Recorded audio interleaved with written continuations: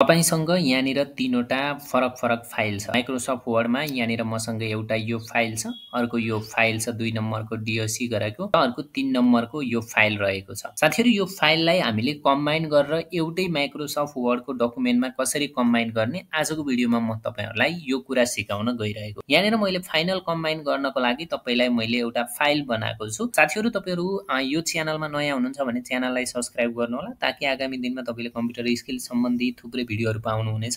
साथै साथीहरु तपाईहरु फेसबुक पेज मार्फत हेर्दै हुनुहुन्छ भने फेसबुक पेजलाई पनि फलो गरेर हामीसँग जोडिनु होला।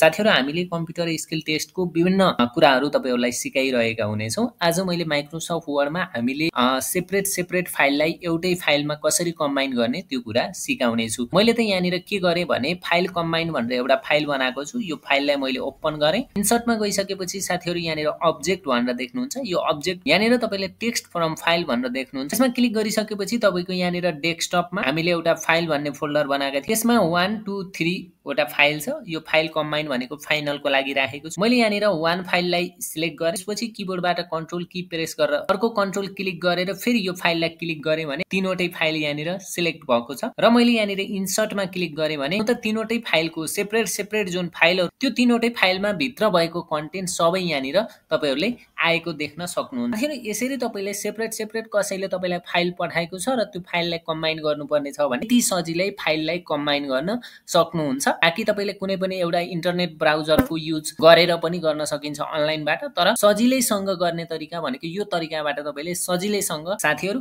यस्तै टिप्स अनि ट्रिकका भिडियोहरु हेर्नको लागि हाम्रो युट्युब च्यानललाई सब्स्क्राइब गरेर हामीसँग जोडिनु होला। साथै साथीहरु फेसबुक पेजबाट भिडियो हेर्दै हुनुहुन्छ भने फेसबुक पेजलाई पनि फलो गरेर हामीसँग जोडिन सक्नुहुनेछ।